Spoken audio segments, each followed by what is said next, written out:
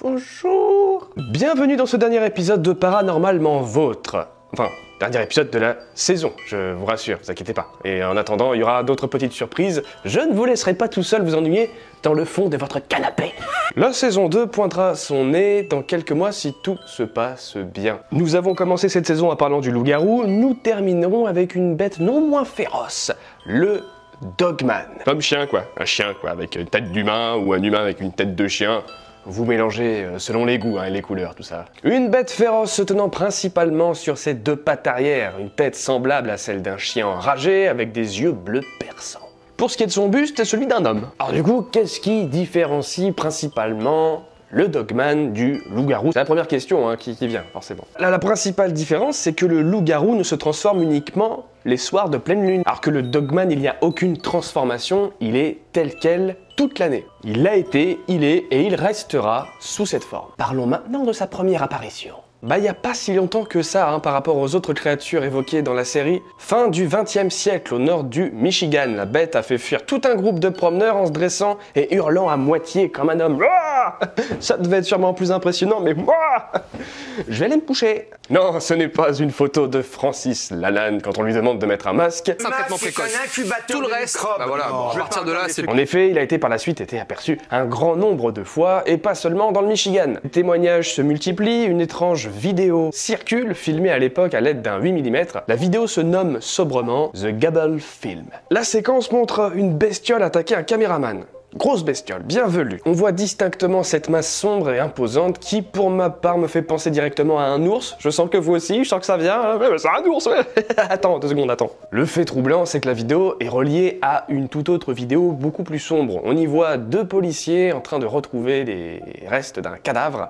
Et surtout, la caméra qui a filmé la vidéo précédente, la bestiole qui attaque. Enfin, quand on parle d'un cadavre, on parle de restes de cadavre, avec les tripes à l'air, le truc qui a été coupé en plusieurs morceaux. D'ailleurs, profitez de ces quelques images qui me vaudra très certainement une petite démonétisation. Et du coup, vous imaginez bien, cette histoire a terrorisé des centaines de personnes. Enfin ça, bien évidemment, comme à chaque fois, c'est pour ceux qui n'ont pas voulu creuser un peu plus en profondeur. Aujourd'hui, en 2021, avec Internet, on trouve des réponses, et pas mal de désinformations aussi. Ouais, il est vrai que parfois, on n'a pas envie de creuser un peu plus un sujet parce qu'on préfère y croire que c'est vrai. On préfère se laisser rêver, même si c'est des cauchemars.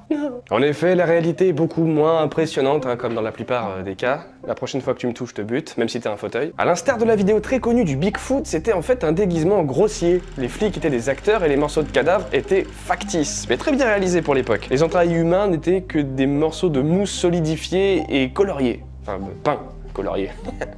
Peint, quoi. Oh, si j'ai choisi de vous parler du Dogman, c'est qu'il y a bien une raison. Ah bah c'est que, il ressurgit, voilà. Maintenant, 2018, 2019, 2020, 2021, en France, beaucoup de témoignages. Et des témoignages d'ordre très sérieux, vraiment. Beaucoup plus sérieux que cette vidéo amateur. Et pas seulement par les croyants et les ésotériques, rien à voir, non. Des gens lambda, cartésiens, avec aucune raison valable de fabuler sur une bête comme ça, légendaire. Parce que c'est vrai que le seul truc que tu peux gagner à raconter aux gens que t'as croisé une bête comme ça, c'est d'être pris pour un cinglé, quoi. Il y a une interview sur internet que je trouve réellement intéressante. Elle a été menée par l'auteur youtubeur Lionel Camille, qui récolte du coup ce témoignage impressionnant d'un dénommé Alain. Alain a été profondément marqué par une rencontre faite alors qu'il conduisait. Une bête est apparue debout sur ses pattes arrière se tenant comme un homme, se comportant comme un homme, mais n'était clairement pas humain. Tête de chien, des poils qui vont avec, des mains dotées de doigts hyper longs, donc on parle vraiment de doigts et pas de pattes, et une énorme paire de coups de jambes quoi. Et cette bête qui arriva comme ça en sautant dans la nuit, immobilisant le conducteur et sa voiture, lui lança des regards hésitants, c'est pas du tout ce qu'il avait l'intention de faire, mais après quelques regards hésitants, il se retourna et sauta du pont. Car oui, il était sur un pont. Et il sauta du pont comme un humain, quoi. Voilà, hop, sur ses deux jambes, il saute et il se laisse tomber dans le vide.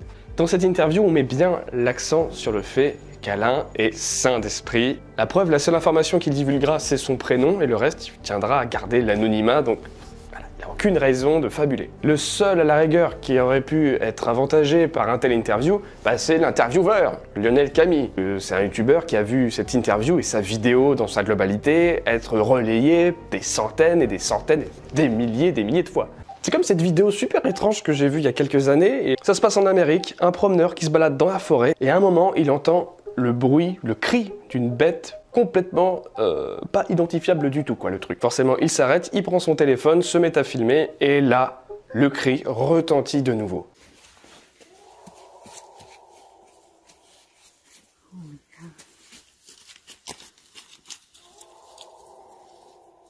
Caca culotte, actuellement. Après, c'est vrai que si l'on retire les témoignages et les quelques images amateurs, on n'a pas vraiment de preuve d'une telle existence. Encore une fois, en 2018, mais cette fois-ci, au Montana situé aux États-Unis, un éleveur a tué une bête qui s'attaquait à son bétail.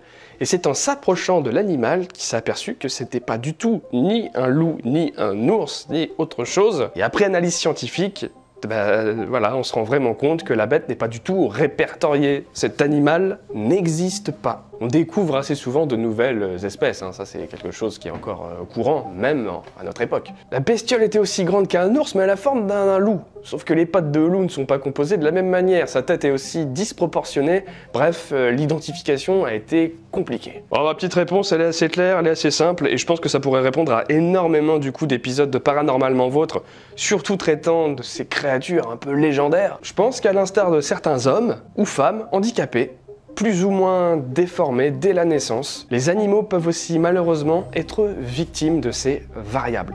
Alors que pourtant, voilà, c'est pareil, ce sont des êtres comme nous, aussi drôles, attachants, ils sont juste complètement déformés, ça ne fait pas d'eux des monstres. D'ailleurs, c'est marrant la définition du mot monstre en fait. Le mot monstre, c'est quoi? Qu'est-ce qu'un monstre vraiment? Être fantastique et terrible, légende, mythologie. Ça, c'est la première définition, très courte, je vous l'accorde. Être vivant ou organisme de conformation anormale. Conformation anormale. Dans certaines mythologies, on parle de bêtes à plusieurs têtes, mais il existe des siamois chez les humains comme les animaux. Ça en fait pas des monstres légendaires qui crachent forcément du feu toutes les Saint-Glinglin, quoi. Je ferai potentiellement une vidéo sur ce sujet que je trouve intéressant. Je crois que ça met le doigt sur quelque chose qui pourrait répondre à pas mal de questions. Donc là, ici, le dogman, ça pourrait très bien être un chien déformé qui se déplace pas du tout comme un chien et ni comme un humain, quoi.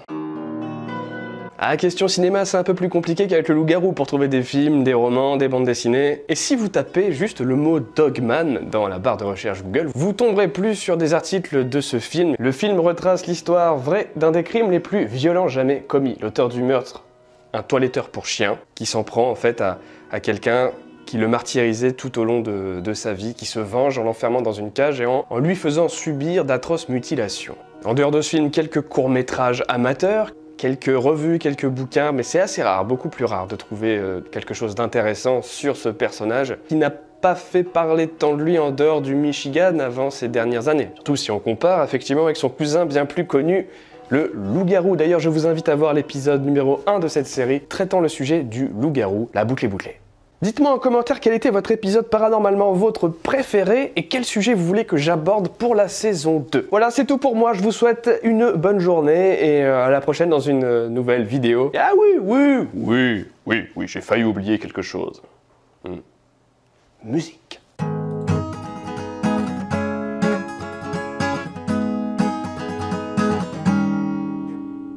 Doggy Man, t'as pas une gueule d'apôtre, tu passeras ce soir sur Paranormalement Vôtre. Doggy Man, t'as troqué tes croquettes contre des pecs humains et une paire de baskets. Doggy Man, hurle sous les sapins, hurle sous les étoiles d'un été indien. Doggy Man, tu veux sauver ta peau, ne le luise pas le temps, non ne lui tourne pas le dos. Doggy Man, pas de blague ce soir, tu clôtures la saison de mystérieuses histoires.